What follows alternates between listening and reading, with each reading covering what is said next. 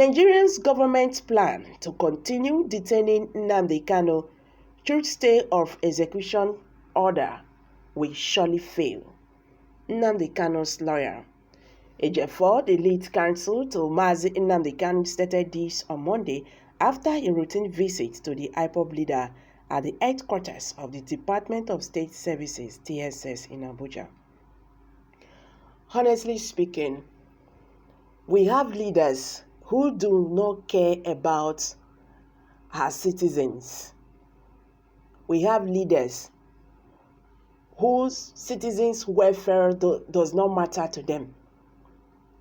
If at this time, Nigeria government is not even thinking about the Southeasterners, the ordeals they are going through in that region because of this continued detention of Mazi Nnamdi Kanu, it is unfair. This is really very, very unfair. Okay, let's leave Mazi Nnamdi Kanu for now. Let's come back to the Southeast region. These governments understand that the more they are holding the IPOB leader, the more they are holding the Southeasterners in captivity, their business. In fact, everything has been crumbled in the Southeast region. This unknown gunmen saga, the Nigerian army killing people, Nigerian DSS, Southeast have turned upside down. Why can't they just understand that releasing this Mazi Nnamdi Kanu is a big deal to the Southeasterners? This is really very, very unfair. You know you have no case against this man.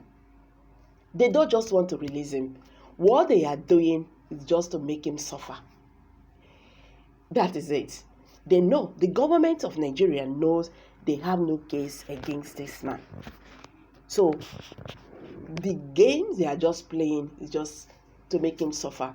They understand that there is no court they will take Mazi Nnamdi Kanu, to that will favor the government of Nigeria. So, the Fulanis are really fighting hard.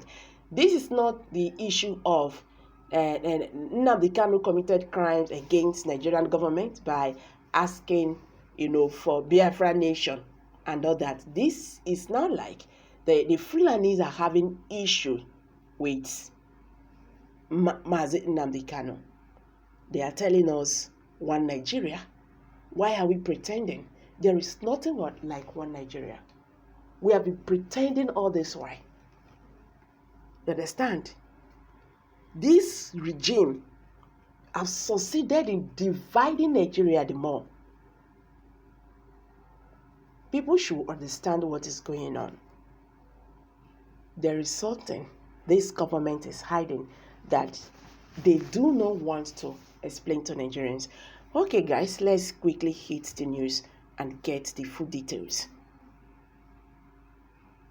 The plot to continue detaining Nnamdi Kanu, the leader of the indigenous people of Biafra, IPOB, by the Nigerian government after obtaining its stay of execution of the appeal court judgment would fail. His lawyer, Ifeanyi Ejiofor, has vowed. Ejiofor, the lead counsel to Mazi Nnamdi Kanu, stated this on Monday after a routine visit to the IPOB leader at the headquarters of the Department of State Services (DSS) in Abuja. He said that the Nigerian government was yet to demonstrate any willingness to prosecute the appeal before the Supreme Court. In a statement he personally signed, Ejiofor noted that the visit was to provide Kanu with an update on pending actions on the appeal filed by the federal government of Nigeria at the Supreme Court against the judgment of the Court of Appeal, which earlier discharged him. He alleged that the federal government was plotting to take advantage of the order for stay of execution to buy time and further detain Kanu at the DSS custody, adding, "The evil scheme is dead on arrival." The statement reads, "Now we have filed application to dismiss the appeal. The federal government will have no other availing strategy to rely on." Onyendo welcomed the robust strategy being adopted by by our erudite leader council. Our erudite lead counsel, I beg your pardon, Chief Ozeko Mesan, in ensuring that the law runs its full course. The detail of the strategy remains publicly undisclosed. Onyendo, as usual, acknowledged Ezigbo Umuchineke to remain ever focused and always have their eyes on the ball. He advised that every distraction at this critical time must be ignored, regardless of the quarter it is coming from. Sahara reporters reported in October that the appeal court in Abuja, Nigeria's capital, upheld the judgment acquitting and discharging Kanu. Chief Mike Ozeko Mesan, one of the lawyers representing the IPOB leader, had said that the court upheld its ruling of October 13th, which set Nnamdi Kanu free. The Nigerian government had sought a stay of execution on the ruling of the Court of Appeal acquitted and discharging Nnamdi Kanu. The appeal court earlier set Kanu free and acquitted him of the charges of the terrorism and treasonable felony against him. Thereafter, the Nigerian government approached the appeal court asking it to stay the execution of the judgment of October 13th, which voided the extraordinary rendition of Kanu from Kenya to Nigeria. A three-man panel of justice held that such extraordinary rendition without hindrance to due processes of the law was a gross violation of all international conventions, treaties, protocols, and guidelines that Nigeria is a signatory to, as well as the branch of the appellate fundamental human rights.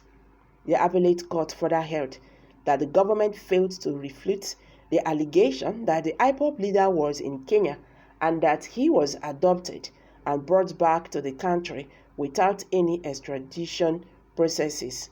On the ground, the appellate court held that the government was silent on the issue, which it described as very pivotal in determining whether the trial court would still have the jurisdiction to continue with the criminal proceedings before it.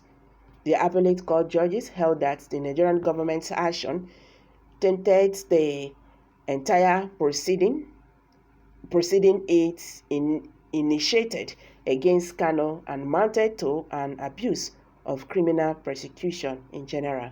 The three-man judge therefore held, thus, the court will never shine away from calling the executive to order when it tends towards executive recklessness. It accused the government of engaging in serious abuse of power, but the Nigerian government, in a notice of appeal filed before the appeals court, focused on 7 grounds. Want the Supreme Court to stay the execution of the appellate court judgment. The government other things contained that the appellate court panel held in law and occasioned a miscarriage of justice when it relied on the manner by which Nnamdi Kanu was renditioned from Kenya to Nigeria after he jumped bail in 2017 to quash the charges against him. So guys, I'm dropping it here. Thank you.